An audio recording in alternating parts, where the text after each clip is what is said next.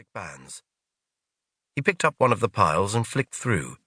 "It's all there, 20 grand. You got the dope?" Dean repeated. "Nice down here, is it, Harris?" Morris asked. "Yeah, plenty of fucking junkies. Keeps me in oars and champagne." He laughed.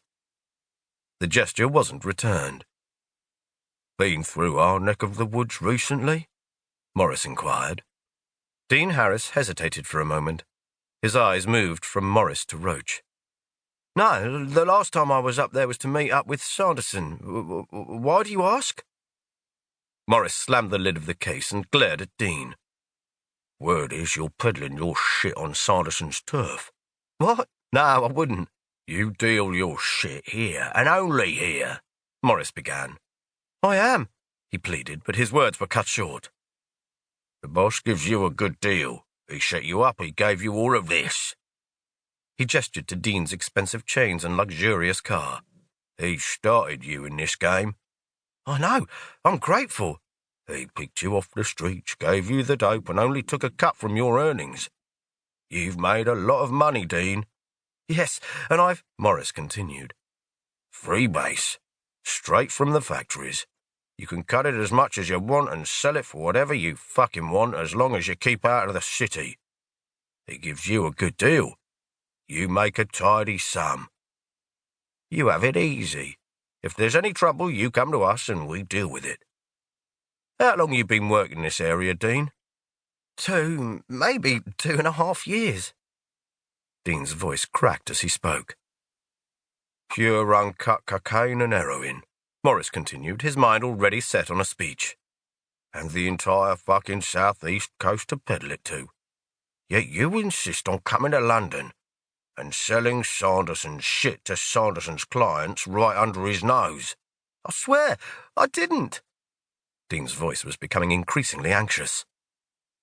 Morris shot out an arm and grabbed him by the lapels of his jacket. He threw him over the car as Roach, unmoving and silent until that point, looked around to see if anyone was watching. "He's losing customers. Business is slipping. Want to hazard a guess why that is?" "I don't know. Please." "He's losing customers because you're selling them your fucking shit, which also just so happens to be his." "Look, I'm sorry. I just—" Dean gagged. "You know the score. You cut and sell and you stay away from the city. But you got greedy, didn't you?" "I didn't think it would do any harm." "You see, Dean, we have a dilemma. The boss was willing to let you go, maybe with a few more broken bones than usual." A moan escaped Dean Harris's lips. "But it seems that not only are you selling his gear on his turf, but you also turned in one of his boys." "I swear I didn't know he worked for Sanders," Dean said. "Every fucking dealer in the city works for Sanders, you idiot." Morris looked calmly across at the briefcase. "Get up." He released his grip on Dean's jacket and allowed him to stand. Dean brushed his jacket down and, with tears of fear welling in his eyes, began to spit out an apology. "Look." "Save it," Morris said. "Come with us.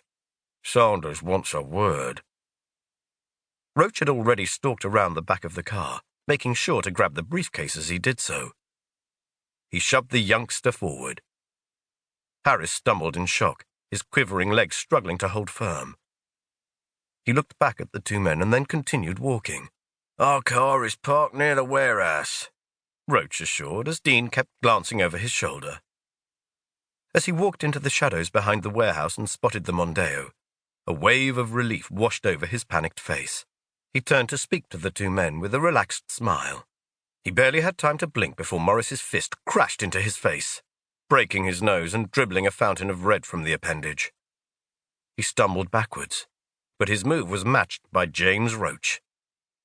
The older man grabbed him by the arm and yanked the limb with deadly accuracy, pulling it free of its socket.